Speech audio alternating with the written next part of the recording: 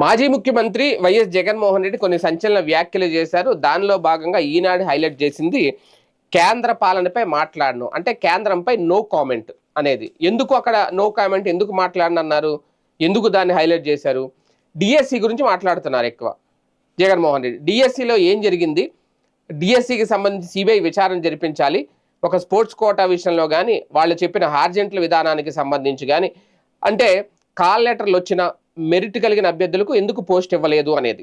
అయితే దాని మీద ఇప్పుడు ఎందుకు కేంద్రానికి దానికి లింక్ ఎందుకు పెట్టారంటే వీళ్ళు అక్కడ నీట్ విషయంలో నీట్ లీక్ అయితే దాని మీద ఎందుకు మాట్లాడట్లేదు అనేది వీళ్ళ ఇండైరెక్ట్ క్వశ్చన్.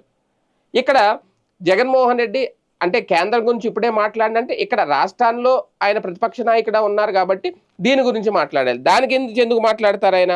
కాకపోతే డిఎస్సి గురించి ఆయన రేజ్ చేసిన ప్రశ్నలకు సమాధానం ఉందా? మొన్న ఏదో అధికారులు మాట్లాడారు, తర్వాత వీళ్ళు కూడా చాలా పాయింట్లు రేజ్ చేస్తారు. ఫైనల్గా కోర్టులో ఉంది, ఇప్పుడు కోర్టు నిర్ధారిస్తుంది ఏది న్యాయమో ఏది అన్యాయం అనేది. కాకపోతే ఒకటే పట్టు, ఆ స్పోర్ట్స్ కోటా అనేది ఒక పెద్ద కుంభకోణం చెప్పుకొస్తున్నారు. డిఎస్సి పరీక్ష కూడా రాయక్కర్లేదంటూ జీవో 4 అలాగే 47 తీసుకొచ్చారు. ఇలా 270 ఉద్యోగాలు ఇచ్చారు. సాఫ్ట్ బాల్లో 38, జూడోలో 39 మందికి పోస్టులు ఇచ్చారు. సాఫ్ట్ బాల్ అసోసియేషన్కు టీడీపీ ఎమ్మెల్యే కోన రవికుమార్ అధ్యక్షుడు, జూడో అసోసియేషన్కు గౌరవ అధ్యక్షుడు మంత్రి లోకేష్ తోడలుడు, తెలుగుదేశం పార్టీ ఎంపీ భరత్ తమ వాళ్ళకు ఉద్యోగాలు ఇచ్చుకున్నాక జీవో 4, 47 రద్దు చేసి 25, 56 జీవోలను తీసుకొచ్చారు.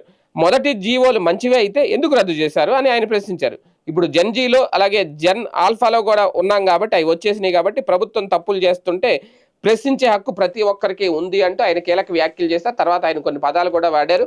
మేము కాక్రోచులమే, కాక్రోచులు పుట్టుకొస్తాయి అనేది, మేము కూడా కాక్రోచులుగా మారతాం, అంటే ఒక అతిపెద్ద ఉద్యమానికి మేము కూడా సిద్ధం అవుతున్నామని. అయితే దాన్ని అక్కడ హైలైట్ చేయలేదు. కానీ ఈనాడు రాసుకొచ్చింది ఏంటంటే కేంద్రం పాలనపై మాట్లాడనన్నాడు జగన్. ఇదే అంటే జగన్కి కేంద్రానికి ఏదో ఉంది వాళ్ళిద్దరి మధ్య, అందుకే మాట్లాడనన్నాడు అని ప్రజల్లోకి సంకేతాలు వెళ్ళాలి కాబట్టి ఆ హెడ్డింగ్ పెట్టారు.